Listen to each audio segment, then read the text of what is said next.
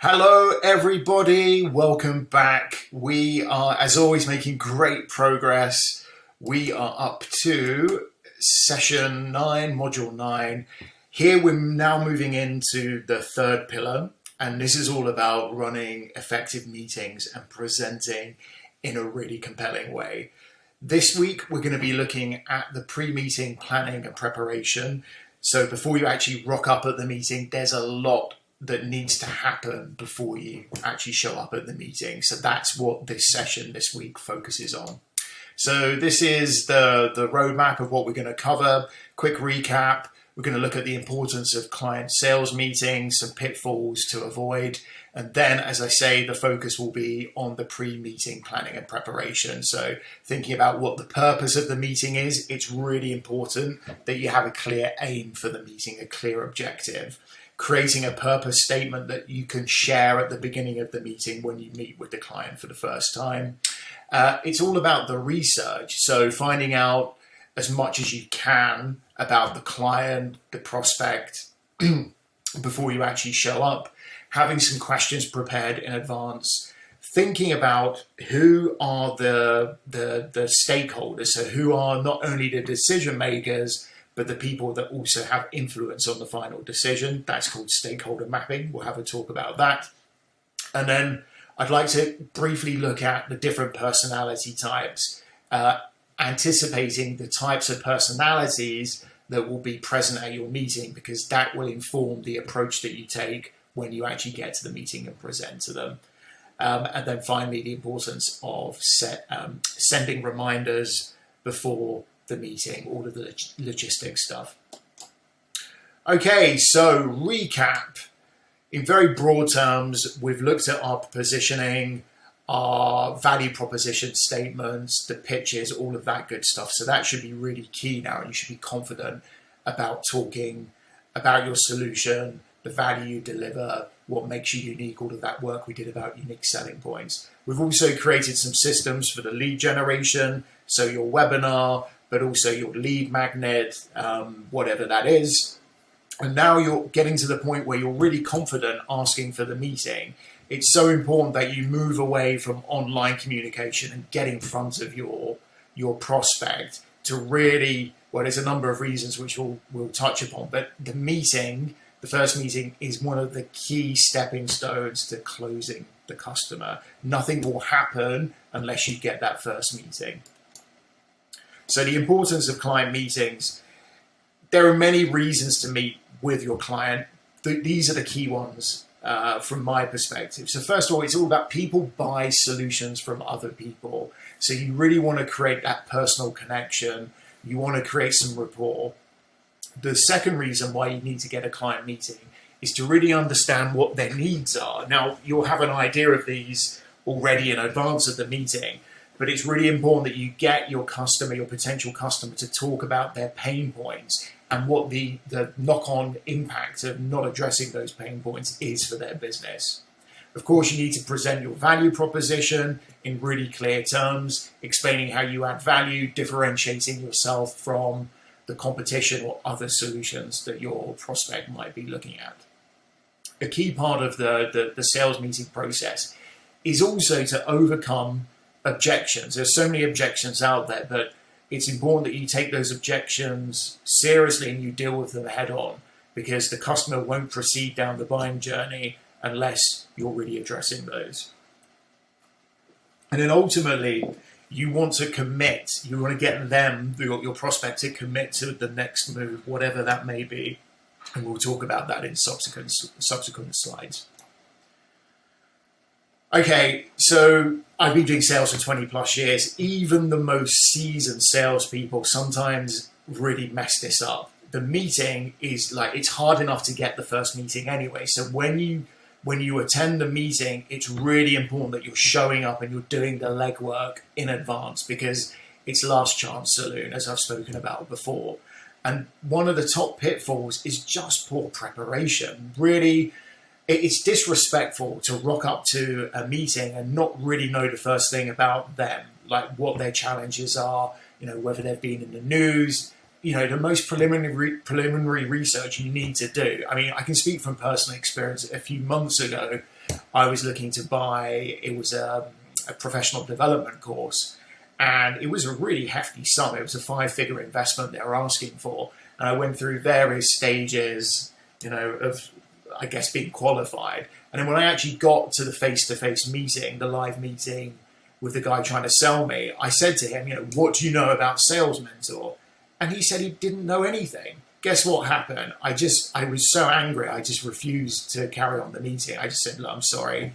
If you haven't even made the effort, I'm making a huge investment here, and you don't even know the first thing about my business. How's this meeting going to be relevant to me? So please, please, please prepare. I know we're all busy, especially as founders, but you need to really make that investment of time to really understand what they're about, some of their challenges, etc. We'll touch on those. A lot of meetings fail because there's this problem of the never-ending meeting, and I come across this all the time. And this happens because there are never any clear objectives set. You're not managing the expectations of the prospect. So, setting that agenda, what the point of the meeting is, what the next steps would be, you need to be really clear about that. Another reason why a lot of sales meetings fail is because the person selling is concentrating too much on the product, kind of talking about features, the details of the actual solution itself, rather than positioning those features as benefits, as value add. So you've got to really talk about what the benefits are, the broader kind of knock-on benefits are of your solution.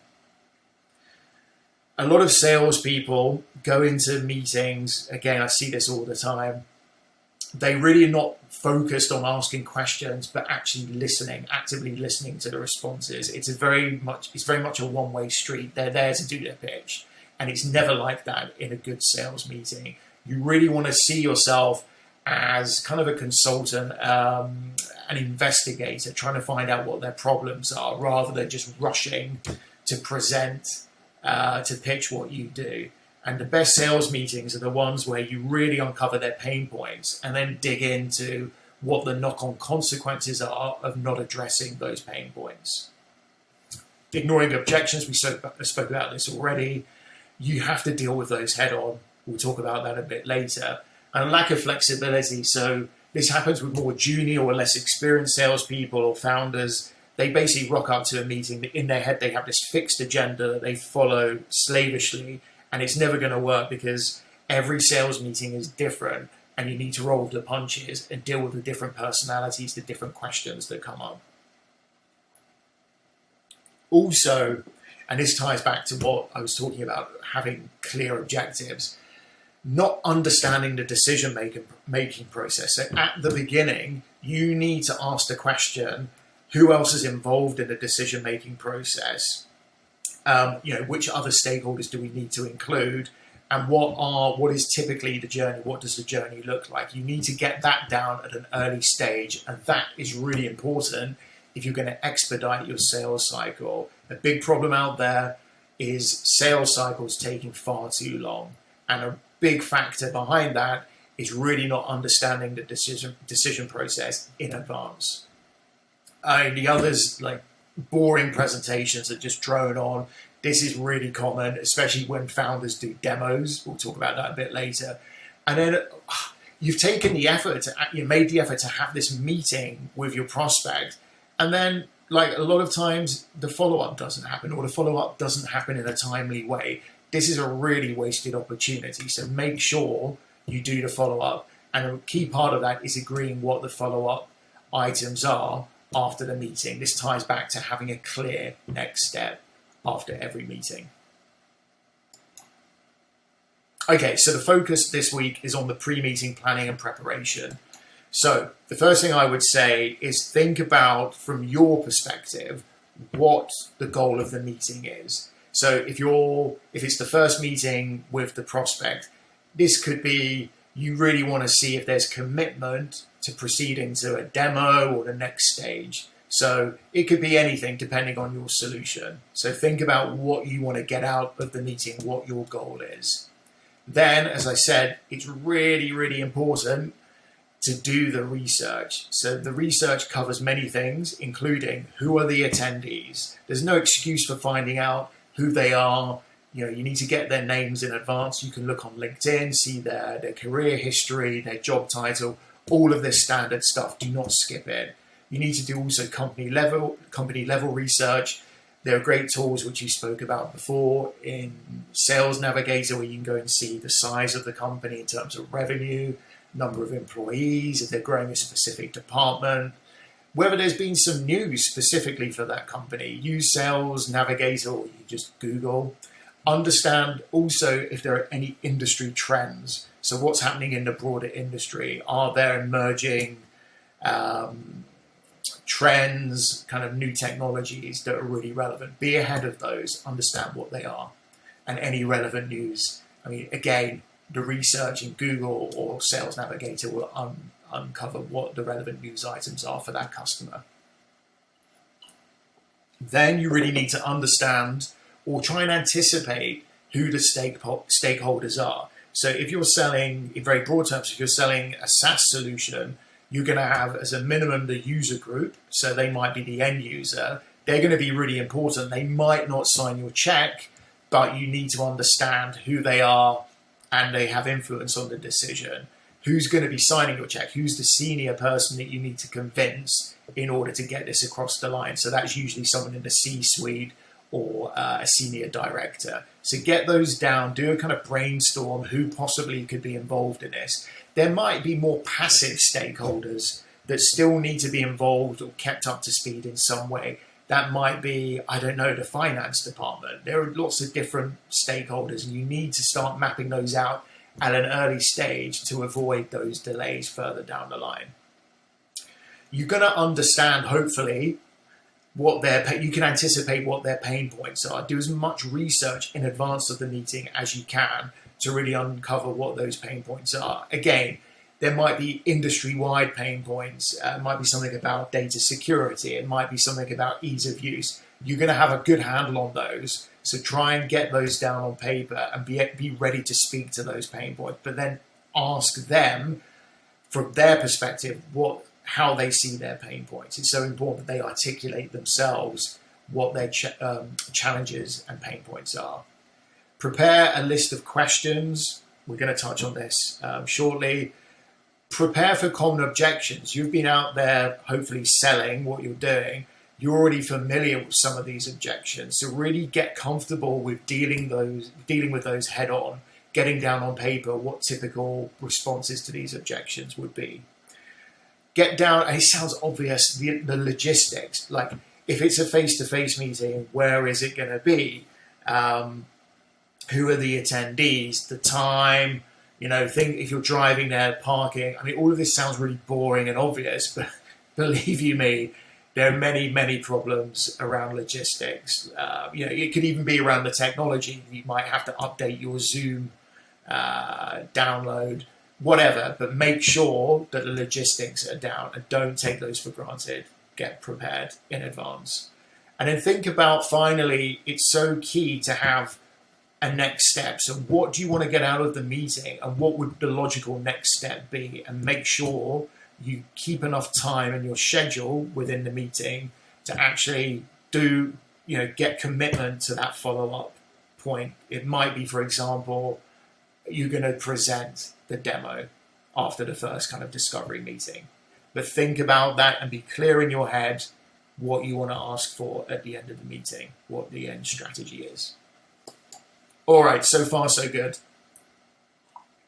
So thinking about the purpose of the meeting, I would encourage you to think about what your broad objective is. So it could be to pitch what you do, that's fine, and specify next what the meeting outcomes should be. So what we were just saying, it might very well be at the first meeting, you really get a handle. It's an exploratory meeting where you understand what their challenges are, what other solutions they're looking for, how the process would look in an ideal world. And then you go away, and the second step would be, okay, thank you for that information. The second step would be to demo what we do, and the demo will focus on addressing the specific problems hurdles that they've articulated themselves. Think about what the audience, so who's going to be at your meeting, what are the typical things they want to know? What are they going to be looking for? So typically some of these might be, they want to look at credibility. So if that's the case, be ready with some case studies, be ready to talk about how you've helped previous similar customers. They're going to probably ask you about price, be ready to ask that. They want to know perhaps about the ROI, the return on investment, things like how you're going to compare to the competitors. There's a whole load of them, but be ready to anticipate those and ready to answer them. And then formulate a purpose statement for the meeting. Don't be scared by this. This isn't like verse and chapter. It's a sentence, two sentences max, where after you do the introductions at the meeting, you just say, okay, we're here today to discuss blah, blah, blah. So here are some examples here. So these are common ones that you'll come across. So a purpose statement could be, it's an initial meeting. This is an exploratory meeting. The purpose of our meeting is to gain a better understanding of your business needs and challenges and explore whether our product or service might be a good fit to help those needs. Are you in agreement with that? Is there anything else you'd like to add to the agenda? Or it could be a demo. You say our meeting's primary objective is to provide you with a demonstration of our product, highlighting its key features, benefits, and how it can address your specific pain points. It could be just an initial consultation. Hey, the aim of this consultation is to discuss your business objectives and to better understand how our services could potentially align to support these goals. It could be a needs analysis. The goal of our first meeting is to conduct a needs analysis, which will help us to identify any gaps in your current processes and to discuss how our solutions can help fill those gaps. It could just be about a relationship building. So the main purpose is to get to know each other better, understand your strategic goals, and have an open-ended conversation about how we might go about helping you and collaborate in the future. So just be really clear when you actually get to the meeting. It gives you so much credibility and power if you have a clear purpose statement at the beginning. Okay, so we're now going on to what to do, things to find out before or during the first meeting. So as I was saying before, really do as much preparation as you can. You want to get familiar with their business. You want to try and get a handle on the types of product solutions they're already using, understand a bit about their mission, things like their core values, who their customers are. And you can anticipate pain points, okay? So what are the typical challenges this type of company are facing, and which of those can you solve? Think about their goals and objectives. You can anticipate to some extent their decision-making process. You want to find out their budget. This is probably more for the meeting. So just to step back, do as much work on these as you can before the meeting. When you get into the meeting, you want to try and confirm some of the research you've done prior to actually being at the meeting. So budget is typically one that you would confirm at the meeting. So ask questions like, this is often a thorny issue and people are a bit reluctant to ask about budget, but just get it out there, because there's nothing worse than wasting a bunch of time talking to people that are never going to buy with you because they don't have the money to do so. So you could ask, what kind of budget range have you allocated for this kind of solution? You could say, from our experience, solutions to similar challenges can range from X to Y. Would a solution in this range be something your company is comfortable with? And then shut up and listen to what they say. You can do research and you can ask at the meeting about their existing solutions, what they like about those, what they're struggling with, things around their company culture. Like, this will give you a good handle on how they do business, how quickly they're likely to make decisions. A rule of thumb for me is the bigger the organization, the more stakeholders involved, the longer the sales cycle is going to be. All right. So think about the types of questions that you're going to ask. And remember, it's really important that we ask open-ended questions because we want to really get them to open up and give us as much information about their existing situation, what they like, what their pain points are, what they're looking for in an ideal world. There's some here, I'm not going to read them out one by one, but these are the typical ones that you might ask.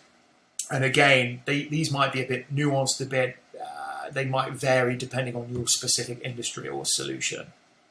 So really get those questions down so you can ask them at the meeting. And this is really important because even I've been doing sales for 20 years.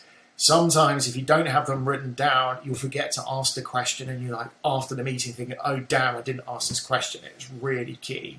So get into a good habit of writing down all the questions you want to ask. I mean, obviously at the meeting, it's a dynamic process. When you get in front of them, there will be other questions that naturally arise, but really have a core set of questions you want to ask. The other thing I would say here, and this is why I say really prepare in advance, don't waste your prospects' time asking obvious questions that you could have found out by doing a Google search. So what I'm talking about here is, oh, what industry are you in? How many employees do you have? Where's your head office? All of this, they're going to be rolling their eyes. They'll be thinking, certainly I would be thinking, you could do this research. You could have done this prior to our meeting. Again, it goes back to showing respect and showing your prospect that they're important and you've actually made the effort, you've invested the time to find out about them and their company in advance, because that will give you credibility and it will make the close much easier. So think about preparing your list of questions in advance. There's an exercise here I'd like you to do, and we'll talk about this, we'll develop this further in our one-to-one session. But think about typical objections that are going to arise for your solution. This could be based on your previous experience. So what typically comes up as an objection? So think about those and what your response is, because what we want to do is, the worst thing that could happen is an objection is raised in a meeting and then you're struggling to address it. You're kind of umming and ahhing and looking nervous, because that will just completely destroy your credibility. Remember, the first sales meeting is really one chance saloon. You've got to put your best foot forward and make sure you're being impactful and making the best impression you can. So a typical one, too expensive. I put down some responses here. If you're selling a solution, a software solution that looks at data, they might be concerned about data security. So be ready to respond to that. So this is a top priority for us. We use the latest technology to prepare your data, blah, blah, blah. So have a think about developing this out, some top objections that you anticipate or you've come across before, and we need to work together to really address those objections head on. And the idea is to minimize their importance. So you're always selling to the advantages of your solution, the power, the value that you bring. Alrighty. So now we get on to stakeholder mapping. And this is really important because, as I said, if you get this wrong at the outset, you're going to increase the length of your sales cycle. So it's really important that you kind of get down, just do a brainstorm, like who is going to be involved in this decision, but also who is going to have influence. So this is a good quadrant table to use. So put them as, so some of them might be low power, high power, some might be low interest, high interest, and get them down. So an example would be, high power, low interest would be this person that really signs the check. So it could be the chief financial officer. They're not really necessarily interested in the nuts and bolts of your solution, but they are interested in like what it costs and signing the check. Think about the ones that have a high interest but low power. This could actually be, it could be the users. So the actual individual users, if they're lower down the food chain, they have a big interest, a high interest in your solution, but they don't have any power when it comes to signing the check. So have a think about how you're going to define those in terms of this quadrant and get them down on paper. We can talk about them in our one-to-one session. So this really is a continuation of the stakeholder mapping. So think about their roles. Will they be attending the meeting? or do they, or will they be kind of behind the scenes? So you need to think about, and I would encourage you at the beginning to really, this is why it's so important to do the stakeholder mapping, get down on paper all of the people that have like an impact on a decision and try and include them at the earliest stage possible for in your meeting. So, include the user group at the first meeting if possible. Include the decision makers as well. Get down on paper who those stakeholders are and make a call on whether you should get them involved at the first meeting. It might be the case that you just need to keep them in the loop. So this comes down to your communication strategy. You might just kind of include them in a CC and an email. These, some people are touchy about not being involved in the process, even though they're not particularly, they're not really impacted massively by the decision. They still want to be kept in the loop. And if they're not, they could throw a spanner in the works further down the line and really delay your sales cycle. When you come up with your communication strategy based on the level of interest and the power that you have in a defined role, you're going to change that as you get more information. So often we make assumptions prior to meeting with the customer or the prospect. Those expectations, those presumptions will change as you get feedback. So be ready to adjust as you do get that new information. Okay, this is really key for your success. So understanding the different personality types that are going to be in your meeting. I did sales training. I remember way back in the beginning of my career, 20 plus years ago, it was all about the colors. So there are kind of, again, look, this is very broad brush and, it doesn't hold tight for every particular personality, but as a kind of broad brush approach, as a framework, this holds some water. It's pretty decent framework to use. So personality types, broadly following the color scheme, you have red, blue, green, and yellow. Now the red types tend to be, they're kind of the go-getters. They're really competitive, ambitious, they're goal-orientated, they're really kind of decisive, they love challenges, and they're really focused on results, especially what the ROI is going to be.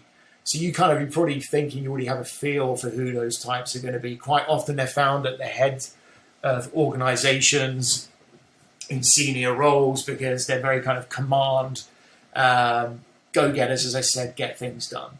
Then you have blue. So blue are these more analytical types. They're kind of cautious. They're much more detail orientated. They really like facts and figures, and they value quality over quantity. So if you're going into a meeting with a blue type, you want to be thinking about, explaining the ROI, the kind of the evidence that supports that you're the best solution for them. So this is why it's really important to try and anticipate the different personality types that are going to be attending. Green personalities, these are much more calm. They're much more kind of people orientated. I'd say touchy-feely, supportive, they're reliable. They like harmony. They're good listeners. They're kind of like really easy to get along with. The yellow personalities, these are they're kind of enthusiastic, creative people. They like new ideas, connecting the dots. They really like, having conversations. They're excited by the new. So new ideas, new ways of doing things. So try and anticipate or research the types of character, personality types ahead of your meeting. So how do we go about that? First, I want to talk a little bit about how you can use this information about their color type to really adjust your approach. So you might look at, communication style for me is a real key one to look out for. If they send really succinct, kind of curt emails, it's probably an indication that they're red, they want to get things done. If they're asking lots of questions about data, they're really detail-orientated in their email, they're obviously blue. You might have spoken to some of the attendees prior to the meeting. They're very amiable, easy to talk to, likely to be green. Okay. Think about the decision-making process. So reds, they tend to make, as I said, decisions a lot quicker, and they enjoy taking control taking the bull by his horns. That's good news, because if you know how to communicate with red personality types, they're going to get things done quickly and they can really shorten your sales cycle. Blues are going to want a lot more information, a lot of kind of detail. They're going to want case studies. They're going to want to know. They're going to probably want to talk to reference sites of previous customers. They really want to get all of their ducks in a row and have all the information necessary to make the decision. Greens are likely to involve other stakeholders proactively within the organization, because they're very much consensus driven. They're going to want to hear the ideas from their team. Yellow types, they're a bit more intuitive, and they're kind of excited by new. So if it's new and innovative, they're going to be really, really interested in your solution. They're going to push it from that standpoint. Now, how the different types deal with challenges or stress. Reds are very much like ball in a china shop, just go straight on, deal with the challenges head on. Blues, they're much more analytical. They're going to try and get as much information as possible, then solve the problem or get over the challenge. Greens, they're not really going to rock the boat. They want to keep harmony. Yellows, they like salt. They're good problem solvers. They actually enjoy the problem solving process immensely. So because it gives them the opportunity to show how creative they are, thinking and connecting the disparate dots. In terms of interests and dislikes, as I said before, reds are all about ROI. They want results. They want efficiency. The blues, they're kind of obsessed, as I said, about the details and accuracy. Greens really want to build a long-term relationship and cooperation. They want to create this harmony. And yellows, they're excited about the new. They like all the new ideas, and they want to inspire others. All of that good stuff.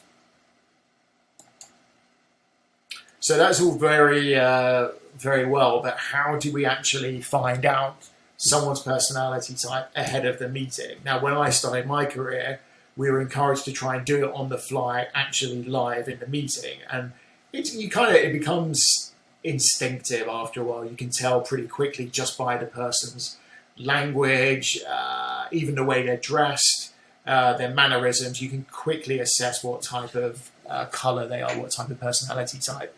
But before the actual meeting, there's no reason you can't find this out in advance. So, as I said, you can use LinkedIn, company websites. Look, if you're going after if you're presenting to a specific job title, for example, an accountant, it's highly likely that they're going to be a blue type, because accountants are very, in the minutiae, in the detail. You can ask mutual contacts, hey, how has it been working with this person? Previously, they'll give you a good heads up about what makes them tick, what type of personality they are.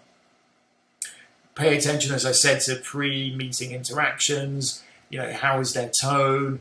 How long are their emails? All of this good stuff. A great tool I use is Humantic AI. I think I spoke about this before. There are other ones like Crystal Knows. They are basically plugins within Google, and you can analyze their LinkedIn profile, and they come up with a really, shocking. I've run it for many people I know. It comes up with a really accurate overview of what their personality type is. I ran it for myself. Humantic AI uses DISC, which broadly kind of maps back to the different colors. So you see here, I'm high dominance, so I'm interested in ROI. I'm also quite blue, so I really like to know the detail, quite detail orientated. And then the green part, I kind of like harmony, and this is what they call high steadiness. So just, as a minimum, I would encourage you to get that tool and then run it for every single participant in your meeting, just to get a handle on what their personality type is. So then you can adjust your approach and be ready in the meeting to for some of the questions they're going to ask. So for example, a blue type, they're going to want the details. So make sure you bring as much supporting evidence, case studies, white papers that support your solution and why it's the solution for them. We touched on this one already. If you're going to meet with a C-level, I'd probably say there's a high likelihood that they're going to be red, just by the nature of the role. So, a CEO, they have to make decisions. They're happy about taking the business forward. They're all about ROI. So you can kind of anticipate these just by the job titles that are going to be attending your meeting.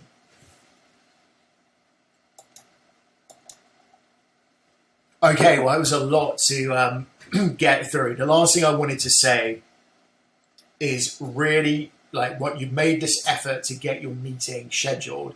Make sure you send reminders ahead of the meeting to make sure that they show up. So many times in my career, more times than I care to mention, there have been no shows, or that they don't. Certain key stakeholders don't attend the meeting. So make sure you send out a reminder at least a day ahead and an hour ahead of the actual scheduled meeting, saying, "Hey, are we ready? Just want to confirm that we're all good to attend." There's nothing worse. When I used to travel in my career across Europe, I'd be in Germany.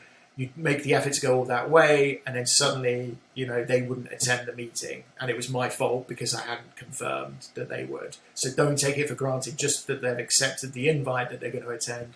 Really, really, really confirm. Okay, lecture over. That is all I wanted to cover today. In the next session, we're going to talk about actually in the meeting, how to run the meeting effectively. And a big part of what we're going to do there is focusing in on questions and using the different types of question to really uncover pain points and build that kind of the pain around not addressing those, and what the knock-on consequences are of not addressing those pain points, and then how we're going to move them to the next step or to close. So that's all for next time. I look forward to seeing you in the next session. In the meantime, if you have any questions, you know where I am. Have a good one.